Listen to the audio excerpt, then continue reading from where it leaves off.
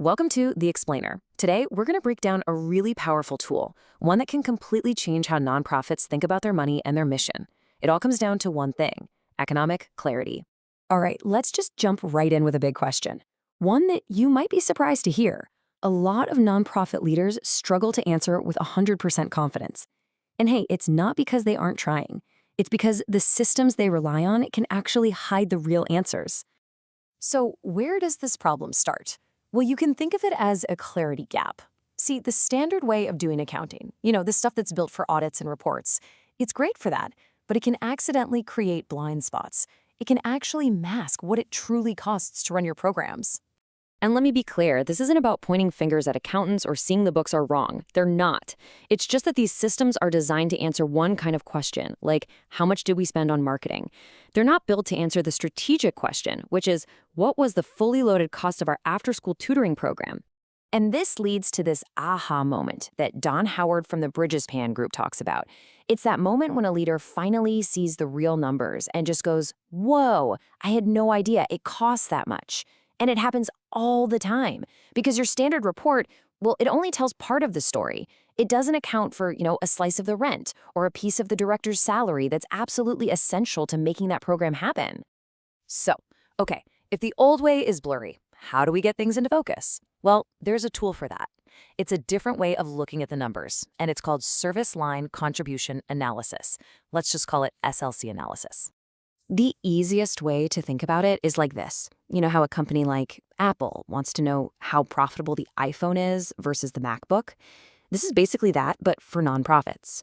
It's about untangling all those messy shared costs to figure out for each and every one of your programs, your service lines, what's the real bottom line? What did it cost and what revenue did it bring in? And this is a huge mental shift, right? We stop asking questions by function, like, what's the marketing budget? And we start asking questions by service line. What did it cost us all in to deliver that job training program? We're going from seeing just a piece of the puzzle to seeing the whole thing, the real net contribution of each program.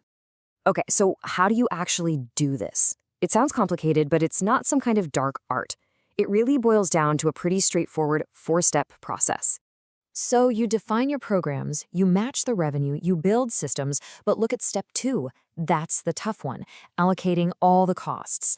And what's the biggest, messiest cost to allocate in almost any nonprofit? It's people's time. Figuring out how much of everyone's salary should go to which program, that's the real heavy lifting. All right, theory is great, but let's make this real. Let's look at an actual case study of a media arts nonprofit that did this. They had a budget of about $3.4 million, and they needed answers. So this nonprofit had 3 main things they did. They rented out high-tech equipment, they ran classes, and they did workforce development for low-income folks. All great stuff, right? All fits the mission. But the big question for the leadership was, are they all financially sustainable? What does each one actually bring to the table or take from it?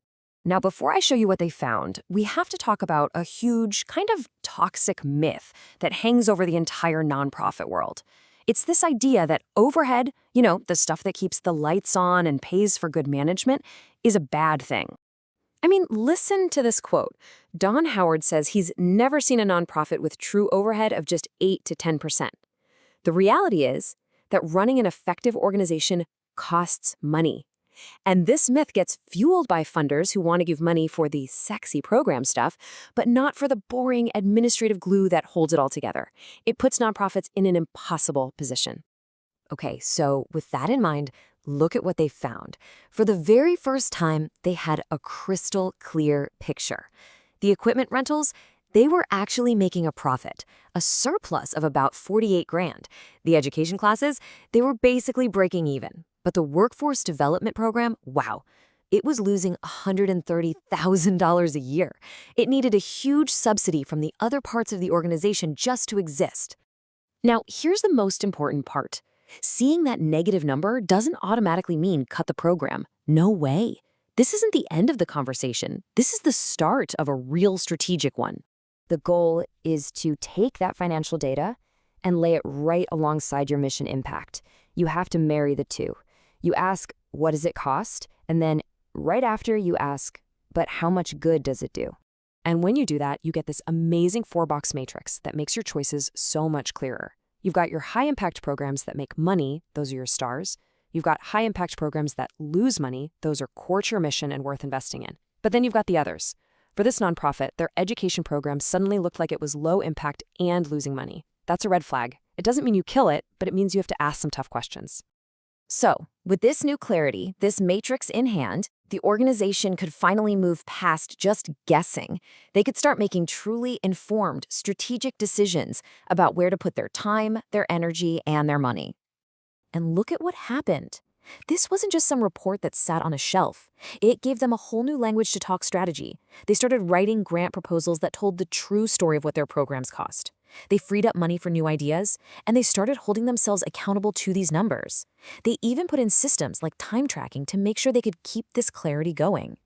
So let's leave it with this. Just think about it for a second. What's the one big decision, the one strategic conversation your organization could have if you had this kind of clarity? What could you do differently? How could this change how you go after your mission? It's a powerful thing to think about.